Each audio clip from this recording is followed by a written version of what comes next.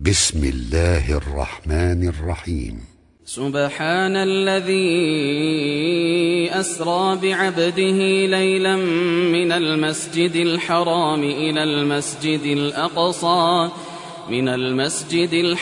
إلى المسجد الأقصى الذي باركنا حوله لنريه من آياتنا إنه هو السميع البصير. وآتينا موسى الكتاب وجعلناه هدى لبني إسرائيل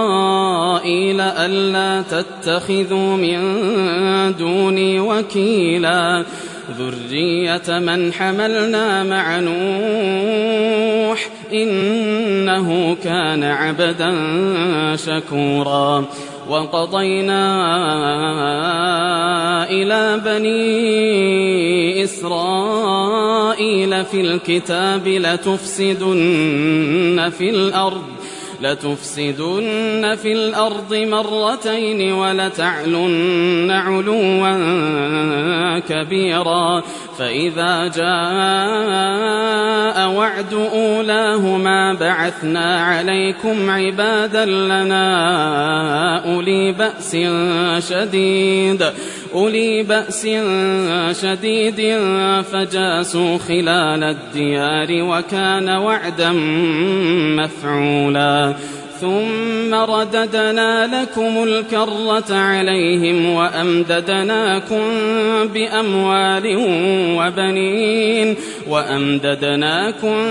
بأموال وبنين وجعلناكم أكثر نفيرا. إن أحسنتم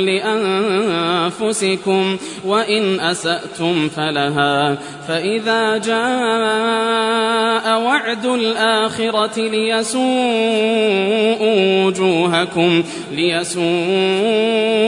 وجوهكم وليدخلوا المسجد كما دخلوه أول مرة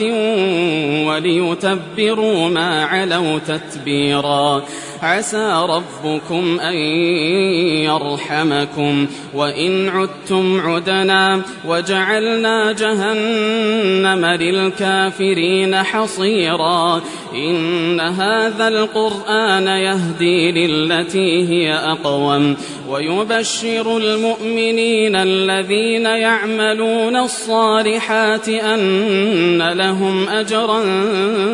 كبيرا وأن الذين لا يؤمنون بالآخرة أعتدنا لهم عذابا أليما. ويدعو الإنسان بالشر دعاءه بالخير وكان الإنسان عجولا. وجعلنا الليل والنهار آيتين فمحونا آية الليل وجعلنا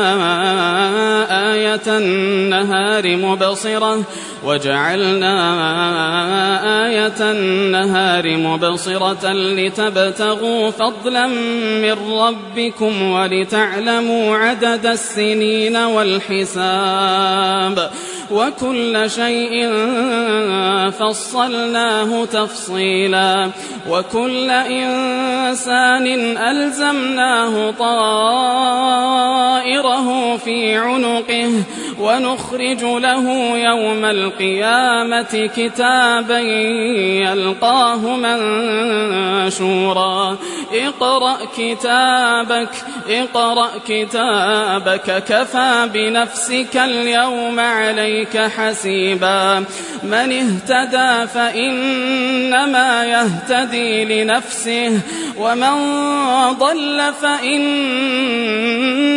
يضل عليها ولا تزر وازرة وزر أخرى وما كنا معذبين حتى نبعث رسولا. وإذا أردنا أن نهلك قرية أمرنا متر فيها ففسقوا فيها فحق عليها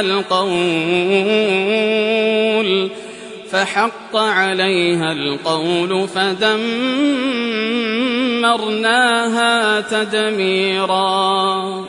وكم أهلكنا من القرون من بعد نوح وكفى بربك بذنوب عباده خبيرا بصيرا من كان يريد العاجلة عجلنا له فيها ما نشاء لمن نريد ثم جعلنا له جهنم يصلاها مذموما مدحورا ومن أراد الآخرة وسعى لها سعيها وهو مؤمن فأولئك كان سعيهم مشكورا كلا نمد هؤلاء وهؤلاء من عطاء ربك وما كان عطاء ربك محظورا انظر كيف فضلنا بعضهم على بعض وللآخرة أكبر درجات وأكبر تفضيلا لا تجعل مع الله إلها آخر فتقعد مذموما مخذولا وقضى ربك ألا تعبدوا إلا إياه وقضى ربك ألا تعبدوا إلا إياه وبالوالدين إحسانا إما يبلغن عندك الكبر أحدهما أو كلاهما فلا تقل لهما أف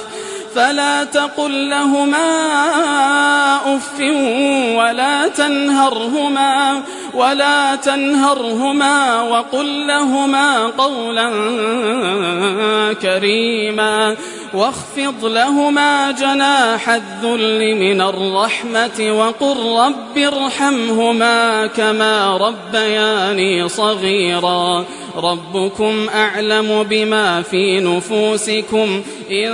تكونوا صالحين فإنه كان للأوابين غفورا وآت ذا القربى حقه والمسكين وابن السبيل ولا تبذر تبذيرا إن المبذرين كانوا إخوان الشياطين وكان الشيطان لربه كفورا وإما تعرضن عنهم ابتغاء رحمة من ربك ترجوها فقل لهم قولا ميسورا ولا تجعل يدك مغلولة إلى عنقك ولا تبسطها كل البسط فتقعد ملوما محسورا إن ربك يبسط الرزق لمن يشاء ويقدر إنه كان بعباده خبيرا بصيرا ولا تقتلوا أولادكم خشية إملاق نحن نرزقهم وإياكم إن قتلهم كان خطأ كبيرا ولا تقربوا الزنا إنه كان فاحشة وساء سبيلا ولا تقتلوا النفس التي حرم الله إلا بالحق ومن قتل مظلوما فقد جعلنا لوليه سلطانا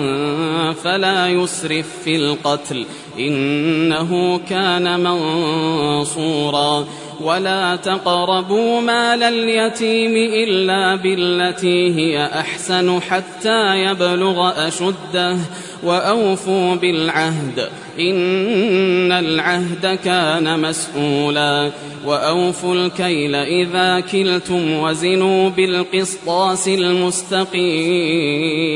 ذلك خير وأحسن تأويلا ولا تقف ما ليس لك به علم إن السمع والبصر والفؤاد كل أولئك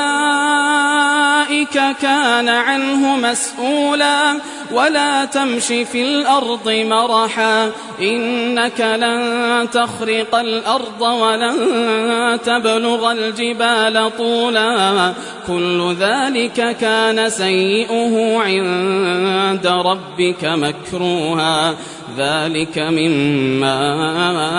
أوحى إليك ربك من الحكمة ولا تجعل مع الله إلها آخر فتلقى في جهنم ملوما مدحورا أفأصفاكم ربكم بالبنين واتخذ من الملائكة إناثا إنكم لتقولون قولا عظيما ولقد صرفنا في هذا القرآن ليذكروا وما يزيدهم إلا نفورا قل لو كان معه آلهة كما يقولون إذا لابتغوا إلى ذي العرش سبيلا سبحانه وتعالى عما يقولون علوا كبيرا تسبح له السماوات السبع والأرض ومن فيهن وإن من شيء إلا يسبح بحمده ولكن لا تفقهون تسبيحهم إنه كان حليما غفورا وإذا قرأت القرآن جعلنا بينك وبين الذين لا يؤمنون بالآخرة حجابا مستورا وجعلنا على قلوبهم أكنة أن يفقهوه وفي آذانهم وقرا وإذا ذكرت ربك في القرآن وحده ولوا على أدبارهم نفورا نحن أعلم بما يستمعون به إذ يستمعون إليك وإذ هم نجوى إذ يقول الظالمون إن تتبعون إلا رجلا مسحورا انظر كيف ضربوا لك الأمثال فضلوا فلا يستطيعون سبيلا وقالوا أئذا كنا عظاما ورفاتا أئنا لمبعوثون خلقا جديدا قل كونوا حجارة أو حديدا أو خلقا مما يكبر في صدوركم فسيقولون من يعيدنا قل الذي فطركم أول مرة فسينغضون إليك رؤوسهم ويقولون متاه قل عسى أن يكون قريبا يوم يدعوكم فتستجيبون بحمده وتظنون إن لبثتم إلا قليلا وقل لعبادي يقولوا التي هي أحسن إن الشيطان ينزغ بينهم إن الشيطان كان للإنسان عدوا مبينا ربكم أعلم بكم إن يشأ يرحمكم أو إن يشأ يعذبكم وما أرسلناك عليهم وكيلا وربك أعلم بمن في السماوات والأرض ولقد فضلنا بعض النبيين على بعض وآتينا داود زبورا قل ادعوا الذين زعمتم من دونه فلا يملكون كشف الضر عنكم ولا تحويلا أولئك الذين يدعون يبتغون إلى ربهم الوسيلة أيهم أقرب ويرجون رحمته ويخافون عذابه إن عذاب ربك كان محذورا وإن من قرية إلا نحن مهلكوها قبل يوم القيامة أو معذبوها عذابا شديدا كان ذلك في الكتاب مسطورا وما منعنا أن نرسل بالآيات إلا أن كذب بها الأولون وآتينا ثمود الناقة مبصرة فظلموا بها وما نرسل بالآيات إلا تخويفا وإذ قلنا لك إن ربك أحاط بالناس وما جعلنا الرؤيا التي أريناك إلا فتنة للناس والشجرة الملعونة في القرآن ونخوفهم فما يزيدهم إلا طغيانا كبيرا وإذ قلنا للملائكة اسجدوا لآدم فسجدوا إلا إبليس قال أأسجد لمن خلقت طينا قال أرأيتك هذا الذي كرمت علي لئن أخرتني إلى يوم القيامة لأحتنكن ذريته إلا قليلا قال اذهب فمن تبعك منهم فإن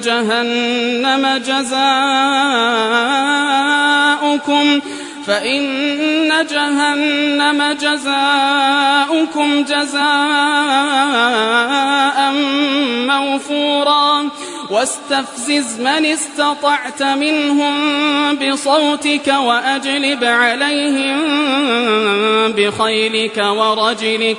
وأجلب عليهم بخيلك ورجلك وشاركهم في الأموال والأولاد وعدهم وما يعدهم الشيطان إلا غرورا إن عبادي ليس لك عليهم سلطان وكفى بربك وكيلا ربكم الذي يزجي لكم الفلك في البحر لتبتغوا من فضله إنه كان بكم رحيما وإذا مسكم الضر في البحر ضل من تدعون إلا إياه فلما نجاكم إلى البر أعرضتم وكان الإنسان كفورا أفأمنتم أن يخسف بكم جانب البر أو يرسل عليكم حاصبا ثم لا تجدوا لكم وكيلا أم أمنتم أن يعيدكم فيه تارة أخرى فيرسل عليكم قاصفا من الريح فيغرقكم بما كفرتم ثم لا تجدوا لكم علينا به تبيعا ولقد كرمنا بني آدم وحملناهم في البر والبحر ورزقناهم من الطيبات وفضلناهم على كثير ممن خلقنا تفضيلا يوم ندعو كل أناس بإمامهم فمن أوتي كتابه بيمينه فأولئك أولئك يقرؤون كتابهم ولا يظلمون فتيلا ومن كان في هذه أعمى فهو في الآخرة أعمى وأضل سبيلا وإن كادوا ليفتنونك عن الذي أوحينا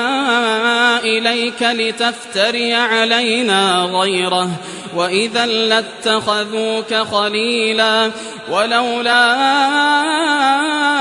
أن ثبتناك لقد كدت تركن إليهم شيئا قليلا إذا لأذقناك ضعف الحياة وضعف الممات ثم لا تجد لك علينا نصيرا وإن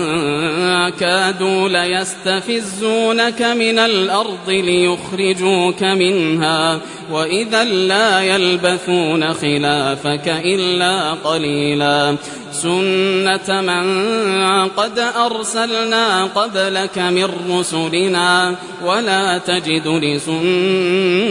لسنتنا تحويلا أقم الصلاة لدلوك الشمس إلى غسق الليل وقرآن الفجر إن قرآن الفجر كان مشهودا ومن الليل فتهجد به نافلة لك عسى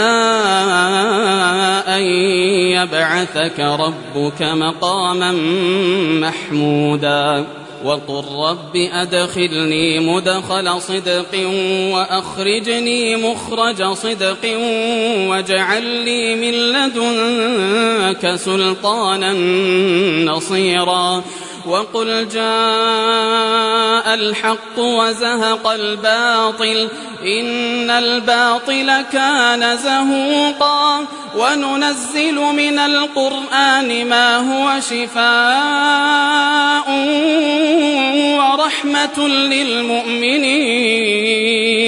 ورحمة للمؤمنين ولا يزيد الظالمين إلا خسارا وإذا أنعمنا على الإنسان أعرض ونأى بجانبه وإذا مسه الشر كان يئوسا قل كل يعمل على شاكلته فربكم أعلم بمن هو أهدى سبيلا ويسألونك عن الروح قل الروح من أمر ربي وما أوتيتم من العلم إلا قليلا ولئن شئنا لنذهبن بالذي أوحينا إليك ثم لا تجد لك به علينا وكيلا إلا رحمة من ربك إن فضله كان عليك كبيرا قل لئن اجتمعت الإنس والجن على أن يأتوا بمثل هذا القرآن قل لئن اجتمعت الإنس والجن على أن يأتوا بمثل هذا القرآن لا يأتون بمثله ولو كان بعضهم لبعض ظهيرا ولقد صرفنا للناس في هذا القرآن من كل مثل فأبى أكثر الناس إلا كفورا وقالوا لن نؤمن لك حتى تفجر لنا من الأرض ينبوعا أو تكون لك جنة من نخيل وعنب فتفجر الأنهار خلالها تفجيرا أو تسقط السماء كما زعمت علينا كسفا أو تأتي بالله والملائكة قبيلا أو يكون لك بيت من زخرف أو ترقى في السماء ولن نؤمن لرقيك حتى تنزل علينا كتابا نقرأه قل سبحان ربي هل كنت إلا بشرا رسولا وما منع الناس أن يؤمنوا إذ جاءهم الهدى إلا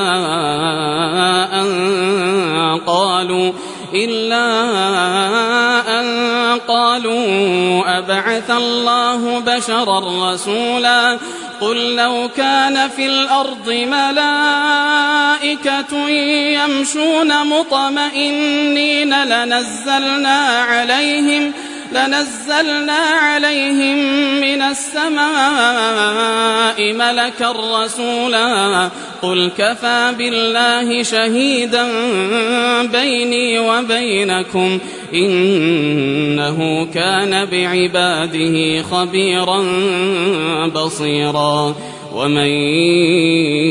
يهد الله فهو المهتد ومن يضلل فلن تجد لهم أولياء من دونه ونحشرهم يوم القيامة على وجوههم عميا وبكما وصما مأواهم جهنم كلما خبت زدناهم سعيرا ذلك جزاؤهم بأنهم كفروا بآياتنا وقالوا أئذا كنا عظاما ورفاتا أئنا لمبعوثون خلقا جديدا أولم يروا أن الله الذي خلق السماوات والأرض قادر على أن يخلق مثلهم وجعل لهم أجلا لا ريب فيه فأبى الظالمون إلا كفورا قل لو أنتم تملكون خزائن رحمة ربي إذا لأمسكتم خشية الإنفاق وكان الإنسان قتورا ولقد آتينا موسى 9 آيات بينات فاسأل بني إسرائيل إذ جاءهم فقال له فرعون إني لأظنك يا موسى مسحورا قال لقد علمت ما أنزل هؤلاء إلا رب السماوات والأرض بصائر وإني لأظنك يا فرعون مثبورا فأراد أن يستفزهم من الأرض فأغرقناه ومن معه جميعا وقلنا من بعده لبني إسرائيل اسكنوا الأرض فإذا جاء وعد الآخرة جئنا بكم لفيفا وبالحق أنزلناه وبالحق نزل وما أرسلناك إلا مبشرا ونذيرا وقرآنا فرقناه لتقرأه على الناس على مكث ونزلناه تنزيلا قل آمنوا به أو لا تؤمنوا إن الذين أوتوا العلم من قبله إذا يتلى عليهم يخرون للأذقان سجدا ويقولون سبحان ربنا إن كان وعد ربنا لمفعولا ويخرون للأذقان يبكون ويزيدهم خشوعا قل ادعوا الله أو ادعوا الرحمن أيما تدعوا فله الأسماء الحسنى ولا تجهر بصلاتك ولا تخافت بها وابتغ بين ذلك سبيلا وقل الحمد لله الذي لم يتخذ ولدا ولم يكن له شريك في